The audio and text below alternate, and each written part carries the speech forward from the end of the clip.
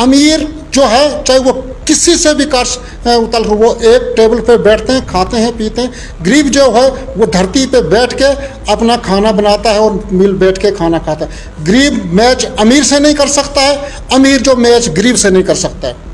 तो लिहाजा कास्ट ये 3 हैं और इसमें जो गरीब जो कैटेगरी में आते हैं वही गवर्नमेंट को बनाते हैं, वही गिराते भी हैं। तो लिहाजा हम गरीबों की तरफ ये ध्यान दें। खासकर हमारा आरजी मुलाजिम जो वो पीसा जा रहा है, वो खुद हमारी ज़िंदगी, मुझे 20 साल हो गए इसमें काम करते। आप कैसे अपना घर का सर्कल कैसे चला? हमारा घर का सर्कल ऐसे चलता कि हम छोटी 2-2, 3-3 किनारे हमारे पास ज़मीन होती है, उसमें हमें, अब मैं अपनी बात कर रहा हूँ, मैंने भेड़ें रखी हुई हैं। वो किस लिए रखी हैं? मेरे बच्चे स्कूल में, आज की डेट में मैं कहूँ मेरी लड़की high secondary girl high secondary school में और टॉपर आती थी, 12th तक टॉपर आती है वो। लेकिन आज की डेट में उसका एम था कि मैं नीट करूं, उसका एम था कि मैंने डॉक्टर बनना है, लेकिन उसके बाप के पास वो पैसा नहीं है नीट करवाने के लिए उसके पास। तो लिहाजा मेरा मतलब बोलने का ये है, गरीबों के बच्चे भी बड़े से बड़े अफसर बनना चाहते हैं, लेकिन फाइनेंशियली की वजह से वो आगे नहीं निकल सकते हैं और गवर्नमेंट उनकी तरफ से कोई ध्यान नहीं देती है, जिससे गरीब जो हो दिन दिन गरीब होता जा रहा है। एक दिन गरीब इतना गरीब हो जाके वो खुदकशी करके मर जाएगा जब उसके बच्चे तंग करेंगे उसके लिए हमें पैसा है, उसके पास पैसा नहीं होगा। अगर इस वक्त मैं एक बात आपको कहूँ, मैं ये बोलना नहीं चाहता हूँ, उस मसले में मैं जाना नहीं चाहता हूँ, लेकिन मजबूर होकर ये बोलना पड़ता है। अफगानिस्तान की हालत आप देखें इस वक्त, वहाँ क्या हो रहा है। वहाँ भी गरीब जनता मर रही है। वहाँ का अमीर जो जिसके पास पैसा है वो अपनी फ्लाइटों की टिकटें काट के देश छोड़ के भाग रहा है, लेकिन गरीब उधरी है, वो कहाँ जाएगा? यही हमारी हालत है। गरीब जाए तो जाएगा। मैं सर बात करूं, सरकार तो बड़े दावे कर रही थी, हम पीएचसी आरजी मुलाजमों को परमानेंट करेंगे। जब डीडीसी का इलेक्शन आ रहा था तो मतलब क्या आपको कैसा लग रहा था कि जो इलेक्शन मतलब चल रहे थे उन्हें बड़े दावे किए थे पीएचसी मुलाजमों को हम परमानेंट करेंगे, डेली वेजर्स।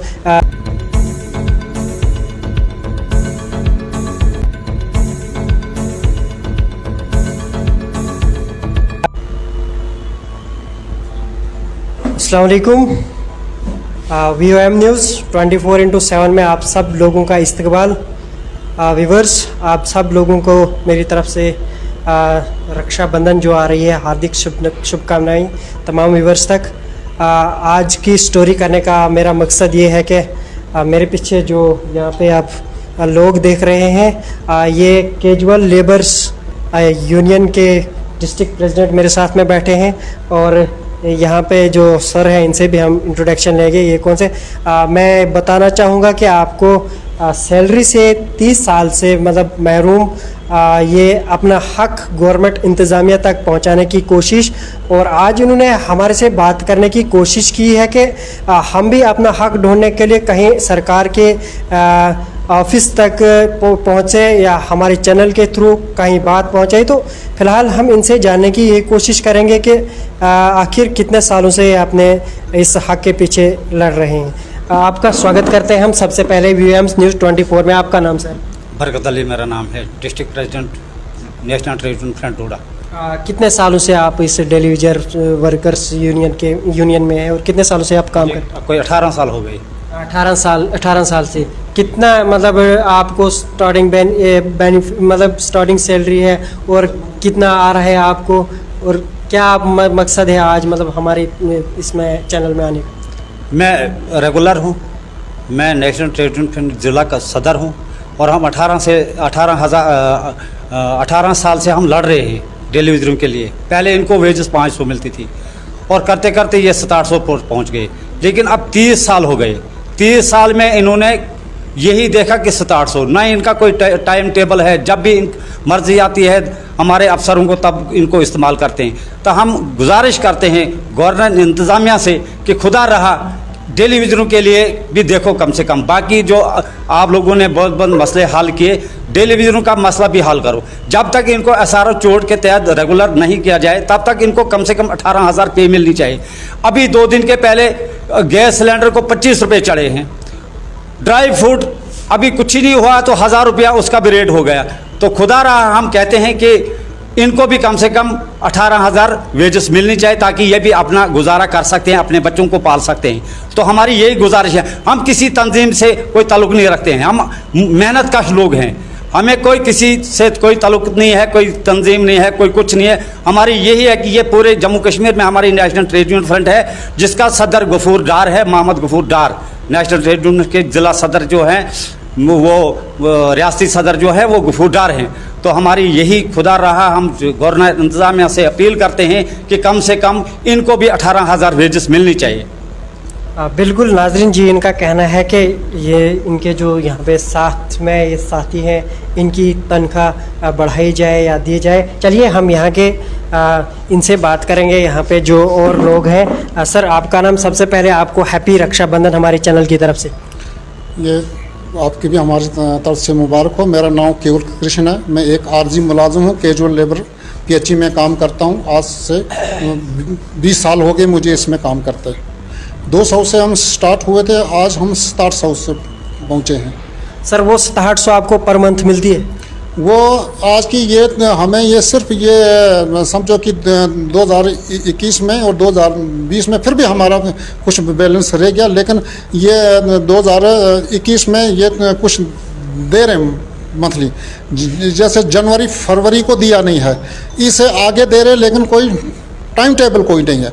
मैंने आपसे पहले भी ये कहा कि कल हमारा रक्षाबंधन है, आज डेट 21 है और कल 22 को रक्षाबंधन है, लेकिन अभी तक हमें सैलरी नहीं मिली है। तो जिससे अब हमारे बच्चे भी चाहते थे कल हमारा रक्षाबंधन है, हम मार्केट में जाएं, हम कुछ अपने लिए कोई शौक की चीज़ें लें, लेकिन कैसे? उधर से गवर्नमेंट हमें अगर कोई दूसरी साइड अगर हम कोई बिजनेस खोलते उधर से वो बोलते हैं कि आप गवर्नमेंट मुलाजिम हो, उधर से हमें बाकी जॉब कार्ड यानी 100 दिन रोज़गार जो तो वो भी नहीं हमें है, BPR राशन कार्ड जो तो वो भी हमें नहीं है। अब आज की डेट में वो कुछ मकान गवर्नमेंट की तरफ से लेकिन हमारा नाम ही नहीं उसमें कि वो हम गवर्नमेंट मुलाजिम हैं। जब पैसे की बारी आती है, जब हम नौकरी की बात करते हैं परमानेंट की, फिर वो बोलते हैं कि नहीं हमारे पास कोई खाता नहीं है। इसलिए मैं आपके चैनल के माध्यम से ये कहना चाहता हूँ गवर्नमेंट को, गवर्नमेंट जो है गरीब जनता गवर्नमेंट को बनाती भी है और गिराती भी है। लिहाजा हम जो गरीब जनता जो हमारी है, हम गरीब कैटेगरी में हैं, हमारी कैटेगरी गरीबों में आती है। मैं आज की डेट में इलेक्शन के दौरान हमारी गवर्नमेंट कुछ मजहबों पे जाती है, कोई बोलता है हिंदू, कोई बोलता है मुसलमान, लेकिन मैं आज की डेट में ये मैं खासकर हमारे सियासी लोग जो हैं, जो जिस पार्टी से भी तल्लुक़ रखते हैं, कास्टें अगर हैं तो 3 कास्टें हैं। मैं आज आपके चैनल की मदद से ये बात बोलने जा रहा हूँ और बड़े फ़ख्र से ये बात बोलने जा रहा हूँ। कास्टें 3 हैं, एक कास्ट औरत की है, दूसरी कास्ट मर्द की है और तीसरी कास्ट जो अमीर और गरीब की है। अमीर जो है चाहे वो किसी से भी कास्ट वो एक टेबल पे बैठते हैं, खाते हैं, पीते हैं। गरीब जो है वो धरती पे बैठ के अपना खाना बनाता है और मिल बैठ के खाना खाता है। गरीब मैच अमीर से नहीं कर सकता है, अमीर जो मैच गरीब से नहीं कर सकता है। तो लिहाजा कास्टें ये 3 हैं और इसमें जो गरीब जो कैटेगरी में आते हैं वही गवर्नमेंट को बनाते हैं, वही गिराते भी हैं। तो लिहाजा हम गरीबों की तरफ ये ध्यान दें।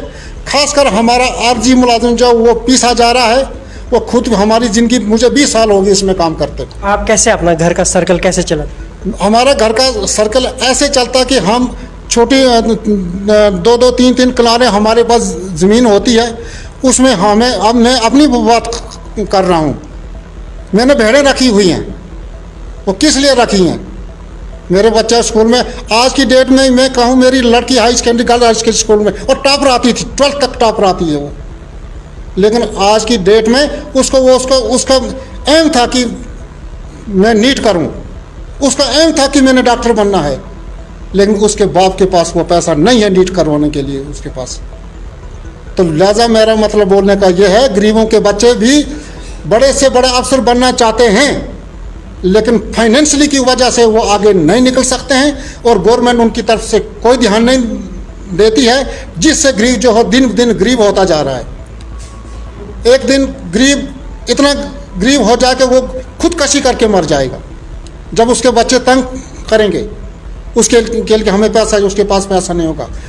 अगर इस वक्त मैं एक बात आपको कहूँ, मैं ये बोलना नहीं चाहता हूँ, उस मसले में मैं जाना नहीं चाहता हूँ, लेकिन मजबूर होकर ये बोलना पड़ता है।